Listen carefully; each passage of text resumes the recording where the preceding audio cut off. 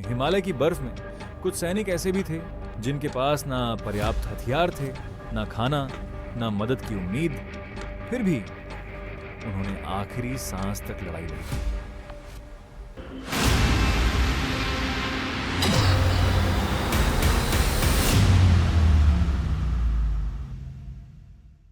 1962। हिमालय की वादियों में सब शांत था, लेकिन सीमा के उस पार युद्ध धीरे धीरे करीब आ रहा था। भारतीय सैनिकों के पास पर्याप्त विंटर गियर भी नहीं था, लेकिन आदेश साफ था, पोस्ट नहीं छोड़नी।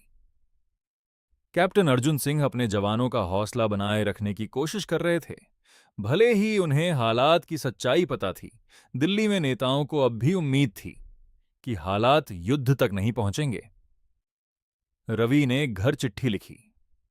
मां, यहां बहुत ठंड है, लेकिन मैं ठीक हूं। और फिर 20 अक्टूबर की सुबह पहली गोली चली। भारतीय सैनिक संख्या में बहुत कम थे, लेकिन पीछे हटने का सवाल ही नहीं था। कुछ ही घंटों में कम्युनिकेशन लाइंस टूट गईं। अब जवान पूरी तरह अकेले थे।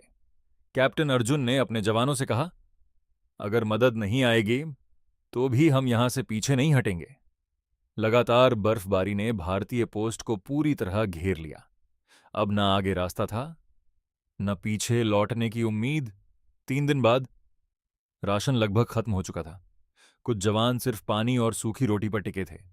दिल्ली में नेताओं के बीच कंफ्यूजन बढ़ता जा रहा था, लेकिन सीमा पर जवान हर मिनट मौत का सामना कर रहे थे। गोली बारूद तेजी से खत्म हो रहा था। हर गोली अब जिंदगी और मौत का फैसला बन चुकी थी। अचानक दुश्मन की गोली रवि को लगती है। पूरा बंकर कुछ सेकंड के लिए शांत हो जाता है, लेकिन वहां कोई डॉक्टर नहीं था, न दवाइयां, सिर्फ ठंडी बर्फ और दर्द। जब गोलियां खत्म हुईं, तो लड़ाई हाथों और बेयोनेट से जारी रही। कैप्टन अर्जुन ने आखिरी बार रेडियो उठाया। हम आखिरी सांस तक पोस्ट नहीं छोड़ेंगे। एक जवान ने ग्रेनेड लेकर खुद को दुश्मनों के बीच फेंक दिया ताकि बाकी साथी बच सकें। सुबह होने तक बर्फ पर सिर्फ खामोशी बची थी, लेकिन उन जवानों की बहादुरी इतिहास में हमेशा जिंदा रही। कई दिनों की लड़ाई के बाद आखिरकार पीछे हटने का आदेश आया, लेकिन कुछ पोस्ट तक यह संदेश कभी पहुंच ही नहीं पाया। कुछ जवान बर्फीले पहाड़ों में रास्ता भटक गए, जहां दुश्मन से ज्यादा खतरनाक ठंड थी। कई दिनों बाद रवि की चिट्ठी उसके गांव पहुंची, लेकिन उसे पढ़ने वाला अब उसका इंतजार कर रहा था। जब रेस्क्यू टीम्स पहुंची, कई बंकर्स पूरी तरह खाली मिले, सिर्फ जमी हुई यादें बची थीं। पूरा देश शॉक्ड था। किसी ने नहीं सोचा था कि हालात इतने गंभीर हो जाएंगे।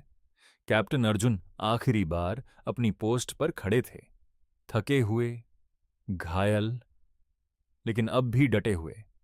शहीदों की खबरें धीरे धीरे हर घर तक पहुंचने लगीं, और पूरा देश दुख में डूब गया। कई सैनिक ऐसे थे जिनके नाम कभी हेडलाइंस में नहीं आए, लेकिन उनका बलिदान उतना ही बड़ा था। सालों बाद उन्हीं जवानों की याद में मेमोरियल बनाया गया, जहां आज भी लोग सिर झुकाते हैं। उन्होंने शायद युद्ध नहीं जीता, लेकिन अपने साहस से उन्होंने पूरे देश का दिल जरूर जीत लिया।